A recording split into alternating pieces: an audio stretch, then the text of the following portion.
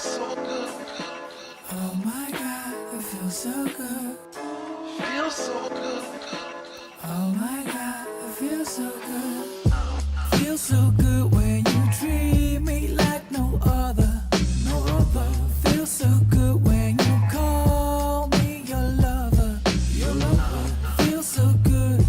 One lucky brother. Lucky brother. It feels so good. Oh yeah. It feels so good.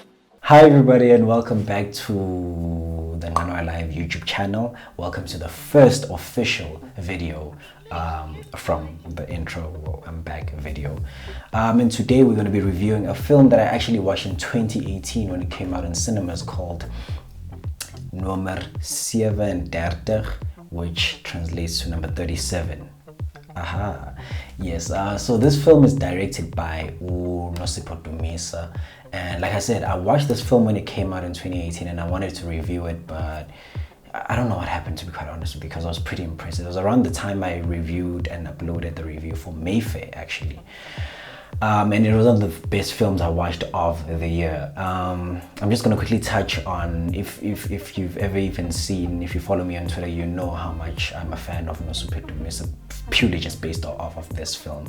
It's kind of inspired by Alfred Hitchcock's Rear Window, and it's basically about this guy where a drug deal goes wrong and he ends up being, crippled and wheelchair bound after that, and he kind of has nothing to do except sit by the window and spy on other people, and then a lot can happen when that happens, right? But when I watched this film, here's what I want to say the most is the fact that I'm very impressed by the fact that when I watched this film in 2018, because I'd watched a lot of films at that time, there were good films, there were bad films. I went into this film, I was not impressed by the trailer. I'm being very honest, I was not impressed by the trailer, I was not impressed by the poster. I went into this film with like low expectations. I'm watching it because, hey man, I'm watching it.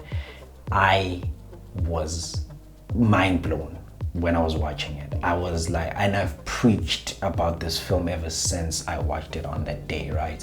And when I went back and rewatched it, and the reason why I'm reviewing it is obviously because Blood and Water is coming out like maybe today when you watch this video. But when when I watched it, as time went by, I was like, maybe I was so impressed by it because my expectations were extremely low.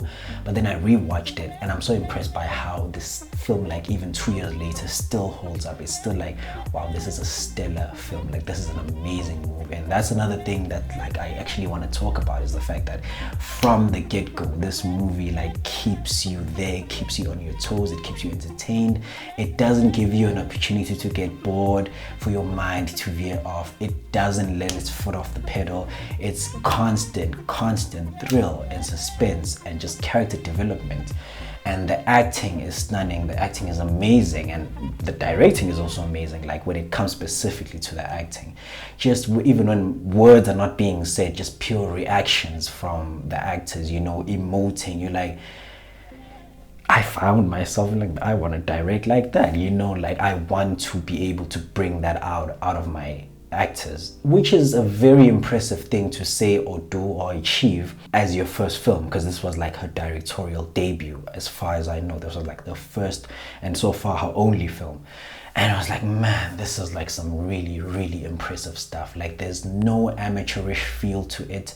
There's no, and you guys, I usually say, I've watched these films and I usually say this film did not feel like a South African film, right? And I say that and I explain why I say that. You can go back and check it out. I don't mean it in a derogatory way. I mean it in the sense that this is not a film where you have to lower your standards and say, I'm going to watch a South African film, which granted, I did the first time I watched it, judging a book by its cover. It's a film that literally is able to compete internationally and globally with other films based off production value, based off writing, based off directing, sound. There's literally nothing that is unimpressive about this film, and it takes place in the Cape Flats. And for me, that was already like also another thing that was like a nice nugget. That's like, usually most films in South Africa are either based in obviously Johannesburg or rural areas, right? We don't get to see other films. We do, but not as much and get to see films based in other types of townships within South Africa. In this case, like specifically the Cape Flats, and it's like it's a window, no pun intended, into like that into that society and that life. And it doesn't obviously tell you everything about it, but it sort of like gives you a glimpse in even just what the characters talk about.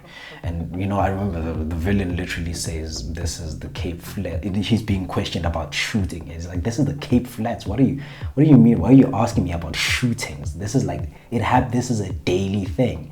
And you're like, you know, you've heard about it in the news, but it's also like nice. Well, I'm not saying it's nice. The shootings are nice. I'm like, it's interesting when you get to see another, you know, other avenues exploring and talking about that or on that. So yeah, I was pretty impressed by this film. I rewatched it like a few days ago because I wanted to record this review and I wanted to have like a more accurate and more matured opinion on this film. And then just my biggest takeaway from this film, like for me, what it was about, not even just going into plot, just like what I took away from it, which is kind of like also like a thing that I love, is having a character and having that character do stuff and then everybody else around them suffers, except, well, they do suffer also, but it's almost like everyone around you is suffering as a consequence of your actions. And it just keeps on happening, and it just keeps on leaning to that hopelessness where you try something, you're like, I've got it, I've figured it out, and then it's just like egg on your face, you know. Those are kind of like stories I'm very much drawn to, and maybe that's why I'm kind of like very biased towards this film, but I really much enjoyed that. But then even from a professional standpoint, what I took away back then and what I still take away even now, mind you, haven't watched so many films since then, is the fact that in South Africa, it is always a good feeling when you can go into the cinema, or not even go into the cinema, plug on Showmax or Netflix or whatever, and watch a movie, and you're like, wow, there are people out there who really take this filmmaking thing here in South Africa, who really take this filmmaking thing seriously, who know what they're doing and know how to go about it. I'm always going into the cinema or going to watch a South African film, or any film as a matter of fact, but more specifically South African films. I never want to watch a bad film. I legit just want all the movies to be good.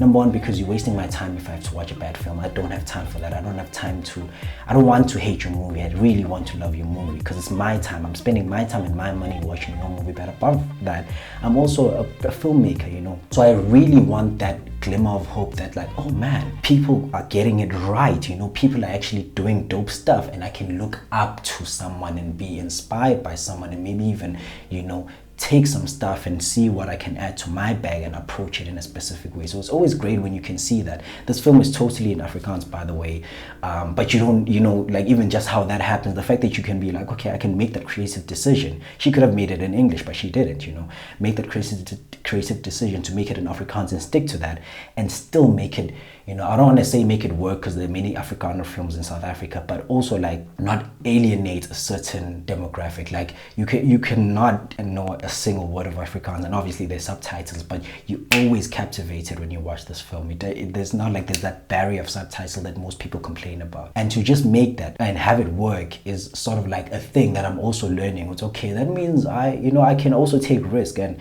instead of making my films be more English inclined, I can be more indigenous with it, or not even indigenous, just whatever the story needs. If the story needs an indigenous language, the story needs whatever language that is not English or any other widely accepted language, I can stick to that if that's what the story requires. And that's what I'm saying when I say professionally. I'm looking for things like those. When you see other filmmakers that are already there and already doing it, and they're doing it great, and you're like, I can learn something from that, I can get something from that, I'm inspired. Apart from everything else, professionally, that's what I kind of like took away from it. And I'm really excited for Blood and Water. It's coming out, when you're watching this video, either it would have dropped the morning on Netflix, go check it out, on the 20th of May 2020, or I might drop this video a day before Blood and Water actually comes out. I'll see, depending on network and a lot of things. But But yeah, go check it out. Go follow Nosipho Dumisa on Twitter at Nosipho Dumisa. Oh, and yeah, guys, don't forget to watch the movies available on Showmax. So if you have Showmax, or if you have someone who does have Showmax and they can put you on their profile,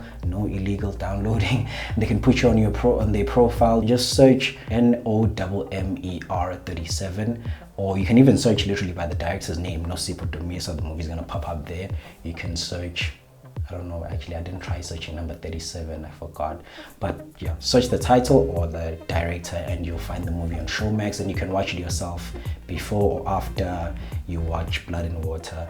Doesn't really matter as long as you watch it. Yeah, and Nosipho Dumisa, if you're watching this, great work, and I can't wait to see Blood and Water. I'm very excited about it. Also, look out for the review for Blood and Water, which I'm gonna binge it as quickly as possible and put out a review as quickly as I can immediately after this video. That's the video that's gonna come out after this one, is the review for Blood and Water. So stay tuned to this channel. Subscribe, comment, like, share this video with whoever you think might be interested in it. That's basically about it, and I'll see you on the next video.